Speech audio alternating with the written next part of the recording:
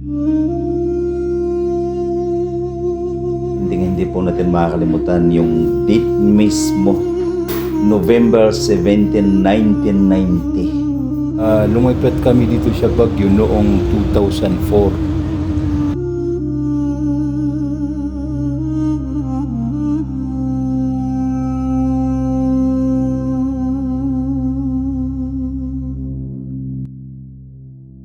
Pag sinabi kasing Baguio, hinahangad ng mga kahit sino, lalo na yung tiga South, no? At talagang pangarap nilang makaapak sa lupa ng Baguio City. Sa Lanao, malamig. Doon sa Lanao, parang kapag dito sila pumunta, parang hindi malaking pagbabago sa kanila. Nandito pa rin po kami at mas dumadami pa. Ibig sabihin talagang naging comfortable na po sila dito.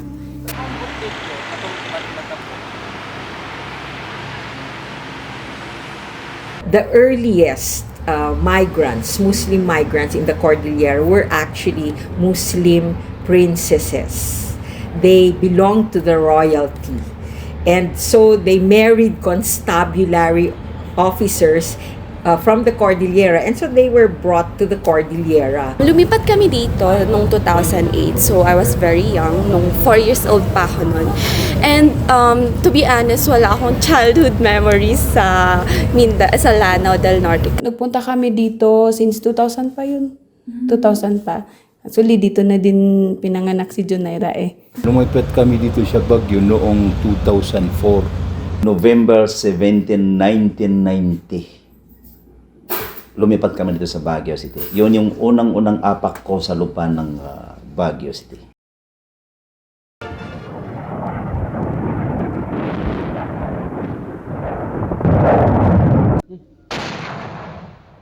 Sige pa? Sige.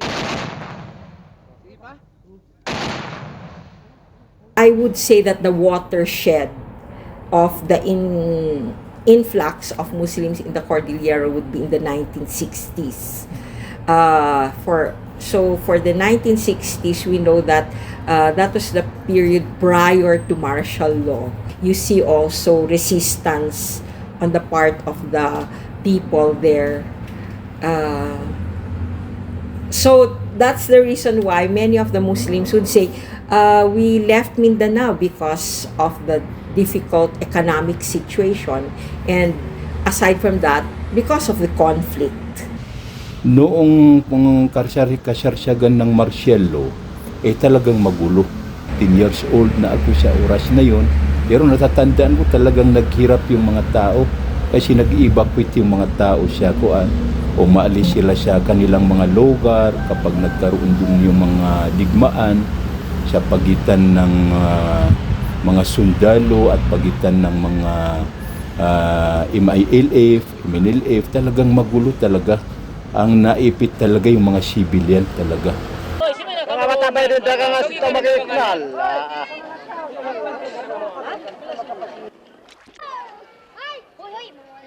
Magkalang.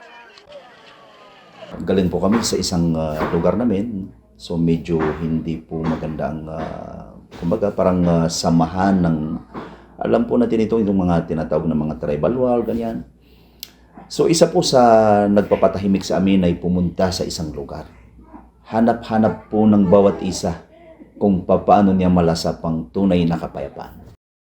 Allahu Akbar, Allahu Akbar, Allahu Akbar, La ilaha illallah.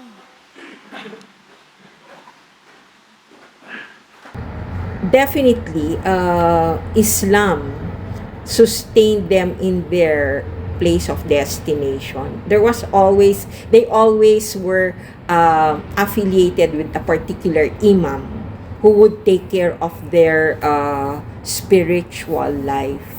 Meron kami mga estudyante para yung mga anak ng mga Muslim, para hindi nila makalimutan yung Islam, tinuturuan namin sila dito. Inuhubog namin sila sa mga magandang ugali, sa pagsamba sa Panginoon Allah, at tinuturuan namin pa rin sila ng Arabic language. Pag-aaral ng Arabic study o di kaya Islamic studies, standard talaga itong school na ito, na Al-Ma'arif Educational Center. Kasi isa sa mga kinukuha nilang estudyante dito, kahit wala kang background sa Islamic studies, at least kaya mong kaya may background ka sa sa Western education, nakapag-graduate ka ng senior high school. Imagine, no? Sa lungsod ng Baguio City, ang naipatayo namin na moske namin dito ay kulang-kulang ng 10 mas moske, no? So isa po yan. Sa maari po namin sabihin na ang Baguio City ay isa sa pinaka number 1 na kumbaga parang kumikilala sa mga Muslim na katulad po namin.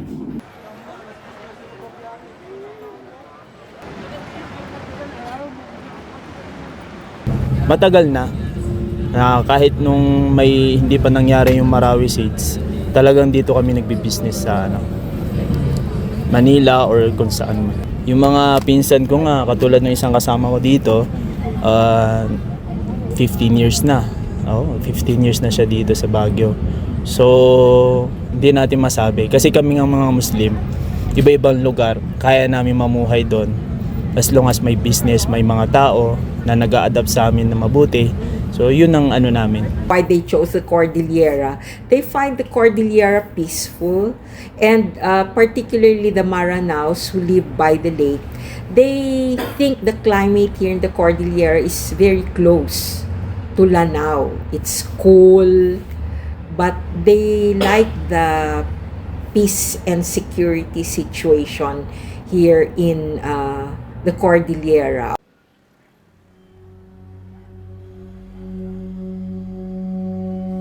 Sa totoo lang po, ako lang po yung nag-iisang Muslim, Maranao teacher po dito sa buong Baguio City.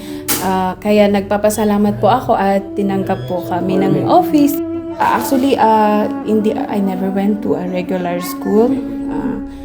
Kasi sa aming mga Maranao parang mas okay na yung magtinda-tinda.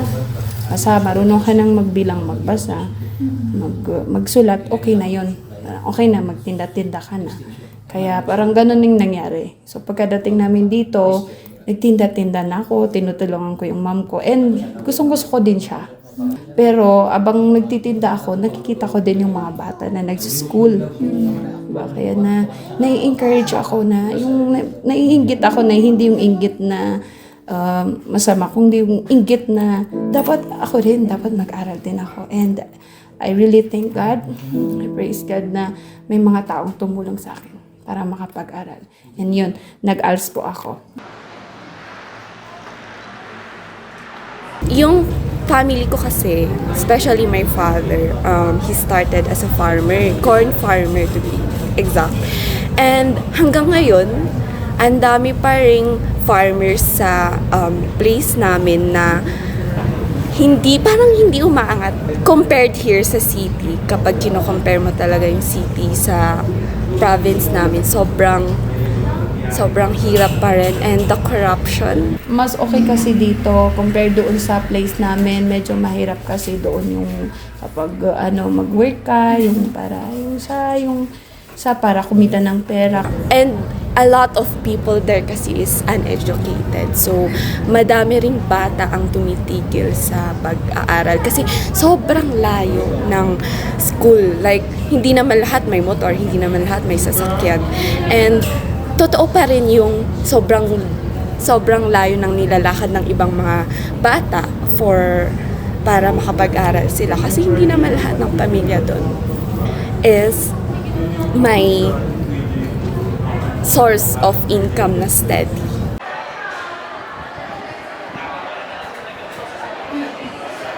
Namatay kasi yung brother ko, and oh my God.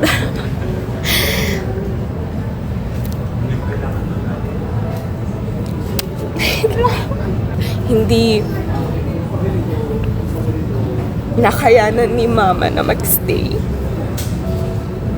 So, sabi ni Tito, lipat na lang kayo dito sa Baguio kasi hindi kaya ni mama at papa yung grief Dalawa kasing brother ko na namatay. So, yun.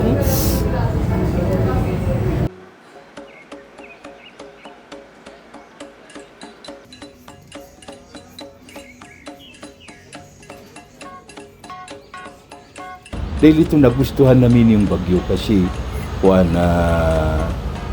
nakita namin na mapayapa, matahimik yung yung Bagyo, maganda yung hanap buhay dito, yung mga tao na magkakaparihas, walang yung tawag nila, yung discrimination. I remember in Kalinga, they said, oh, we're both warrior. We both come from warrior society. So, that should allow us to coexist. Vibes kami, gano'n, ano? Napakalaki po ang similar ng kultura po namin at saka kultura po ng mga Igorot. Okay. Ang pagkakaibahan lang po namin ay napaka-kaunti lang doon lang sa pagkain na tinatawag na prohibited sa amin. Baboy lang. Pero sa pag-uugali, at saka sa pananalita, at saka sa, kumbaga, para pagpupulong, yung mga aksyon ng isang community, halos parehas din po kami. Kaya hindi po kami nabigla ng husto kung paano namin ma-adapt o mag-adjust ng aming kultura. Hindi ko kasi kinonsider na discrimination yung pang-aasar sa akin ng mga kaklase ko dati about nung elementary and high school, sabi, DVD. Ano yun? So, siguro, yun yung isa sa stereotypes ng mga Muslim and Maranao here sa city na nagbebenta ng DVD, ng phone cases. So, hindi naman po lahat yun. It's true, they experience this discrimination. I wonder if there's any venue for them to articulate this discrimination.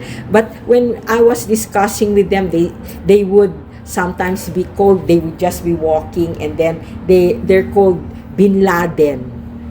That was, of course, in the early 2000. Aside from that, people refer to them, yung nakabelo, or in Ilocano, nakaabungot ti rupada. Ang turo sa amin sa religion namin na Muslim, Islam, is kumbaga wala kaming pakialam sa sinasabi ng ibang tao. As long as hindi nila sinisira yung pamumuhay namin, yung religion namin, hindi na namin sila pinapakinggan. Yun ang turo sa amin ng Islam.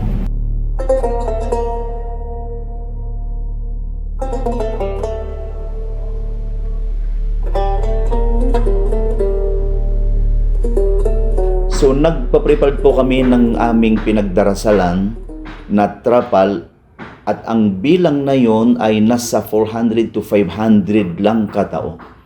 So, sabihin nga natin, napupuno na namin yun. That was 1990. Imagine, 400 lang o 500 lang kamo. Kumpara sa ngayon, 2025. Umusbong ng husto. Dumami masyado. Nasa 10 to 13,000 more or less. Yes. So dito lang sa lungsod ng Baguio City. Cordillera OFWs who are returning and who were converted to Balik Islam in the Middle East are now themselves converting their fellow Cordillerans to Islam. So that is another development in relation to Islam in the Cordillera. So we're not just talking about migrants anymore, but we're talking about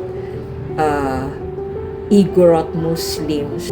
Pagtira namin sa Baguio City, maaari ko pong sabihin na ito yung pangunahing tahanan namin ng Baguio City kaysa aming mismo pinanggalingan na lugar. Safe place ko na ang Baguio So, yeah. Tahanan na talaga. Ito na yung home ko compared sa Lanao. Ako, kung sasabihin kong hindi ito pangalawang tahanan, baka hindi pa ako aabot sa ganitong pag-aaral. Baka hindi pa ako mag-1 month, uuwi na ako sa amin. Iba-iba tayo ng kultura, pero iisa pa rin naman po yung lahi natin. Kaya dapat tayong magkaisa and to be united. Yun yung nakikita ko sa ngayon. Kasi natanggap kami, we personally, gustong-gusto ko ang kulturang Igorot, yung kultura niyo po dito sa Cordillera, at nakikita ko tanggap na din ng mga Cordilleran people ang mga Maranao na tulad namin. Palagay ko, yung isang tao pagdating ng kaniyang kamatayan ay doon siya kaniyang lugar para yung kaniyang mga kamag-anak mapasya madalo ng kaniyang mga kamag-anak, kasi yung mga kamag-anak natin ng karamihan doon siya lalanaw. Pagkatapos ng graduation, ganon, kung may chance pa na manatili ako dito, gusto kong manatili, hindi naman masyadong kahit sabihin na natin 1 year, 2 years. So pagkatapos nun ay gusto ko nang bumalik sa Mindanao. Kasi kami, syempre may mga pamilya din kami, mga magulang. So kailangan bago ka mag-preach sa iba, kailangan mo munang tingnan yung sarili mong bahay. So, pabalik-balik talaga kami sa Lanao. And sabi ni Papa, if may magandang school sa Mindanao na for doctor, baka pwede kong i-consider daw na doon mag-doctor. Mas ginugusto po namin na pabisita-bisita lang doon sa aming mismo. Nandoon yung nanay ko, mga kapatid ko, nandoon na sila. So kung bibigyan kami ng pagkakataon na sabi nila, sige, bumalik na kayo doon at so parang hindi po namin matatanggap yun dahil dito po yung aming kabuhayan ng gusto sa Baguio City. Maganda talaga dito. Ewan ko ba anong meron sa Baguio City na babalik-balikan mo na ayaw mo siyang iwan. Yun, kaya nakikita ko din mga anak ko dito sila magtatapos. Diba? Dito magkaka-family. Pero yeah, kung saan po kami galing talaga, babalik at babalik naman po kami doon. Pero yung love namin sa Baguio City, hindi na yun.